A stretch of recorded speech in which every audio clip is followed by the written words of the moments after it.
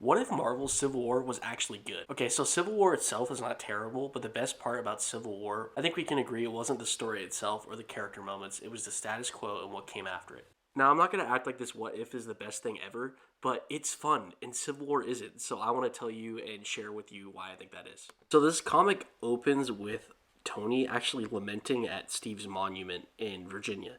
And he's approached by the stranger. And I don't know about you guys, but I have never heard the stranger before. I was thinking maybe this is like a diet watcher or something like that. So when Tony is offered by the stranger to see the other possibilities, he realizes he doesn't have the ability to see how things could have ended differently, but he really wants to see that. And he humbles himself for a moment to see the possibility of what could have changed. Then we flip the page, and Tony's immediately dead. So this universe for him, it's not looking good. So with Tony dead, the government chooses Steve Rogers to be the spokesperson for superheroes. He manages to stall it out for a while until the same incident that incited the original Civil War series still happens. But just like in the main universe, Cap refuses to support registration, to be expected. So this is all pretty normal so far, besides the fact that Tony had some fallout from using Extremis. But where it goes absolutely nuts is when the Sentinels get involved, and they just obliterate some of the biggest heroes in the Marvel Universe because they're still operating even after registration is instilled. This is the kind of crazy I love, man. The corrupt government just breaking down the walls and killing Invisible Woman and Spider-Man for some reason. And it just got really hectic, and it was funny. So the government hammers down using Sentinels, and I really liked that. I thought it was a neat idea to involve more of the X-Men side of the universe into Civil War in the first place. Also, I'm loving Reed's face in this panel right here. This is the stuff. The government retrieves Spider-Man's body as well, and they take his mask off. They're like, oh, we gotta check this guy out. Who is he? He's just some guy. He's nobody important. I like this kind of playful mirror to show. In the original Civil War, it's one of the biggest moments. Everybody knows about it. I actually didn't know that Mark Millar and company, whoever else was involved in the plotting of that, basically did that for a sales reason, which is unfortunate because I think it proves my point earlier that a lot of Civil War was manufactured just for hype moments or for things that would get people talking. And then storytellers like JMS, even towards the end of his Spider-Man run, which is much maligned, was able to do a lot with Peter's identity being revealed. But let's get back to the plot. Henry Peter Girich, he's still rolling out these things with the Sentinels, and Cap dons this epic suit of armor.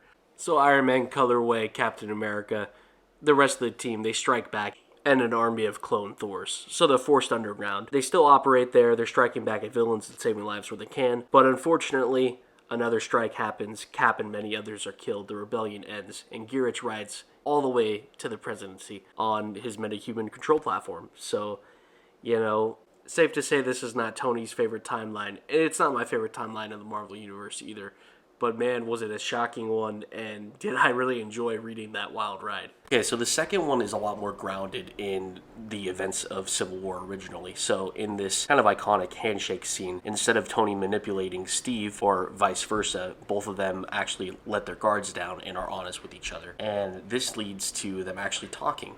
So when the Thor clones get sent out, Richards tries to initiate the shutdown and is quickly knocked out. And Iron Man ends up saving Bill Foster's life at the cost of his own armor. Captain America steps in at the last second to save Tony from being killed, and all the heroes unite to bring the clone down. Afterwards, while discussing the reasons for and against registration, Tony points out that Cap is the perfect person to oversee the registered identities and make sure it runs smoothly outside of government interference. As he's the only superhero, the community would trust their identities too if they had. Cap tries to humbly refuse, but he ends up giving in, realizing that probably is the best compromise. So they usurp the government's announcement and say, we've come to a compromise. The Avengers are going to band together under this new initiative. And thus, that one moment of honesty led to, as the stranger puts it, a new golden age for the Avengers through the cooperation of the public and the government, and reining in this under Captain America's leadership and the better checks and balances that are in place. And I really just like this side story because it focuses more on the characters and the motivations between Tony and Steve. We're able to see a clearer picture of their ideologies and actually just see that they're friends. I think the craziest part and the most thought-provoking part of this issue that will stick with me is when we find out that the stranger is the Watcher, and he tells Tony that while there is tragedy, he should be grateful that his choices, whether righteous or misguided, matter. That he is able to interact with the world and not only watch it. That's true power to make a difference. Whether or not Tony will learn from this or go moving forward, it's his choice. and he's not doomed to repeat the past. He's able to move past it, and that's something the Watcher is not able to do, as he has no agency. So yeah, I really love that moment. I thought the story was a pleasant surprise, and honestly, it made me have a little bit more of an affection towards the original Civil War, kind of seeing where the alternate paths could have turned out. If you love comics like me, subscribe to talk more panels.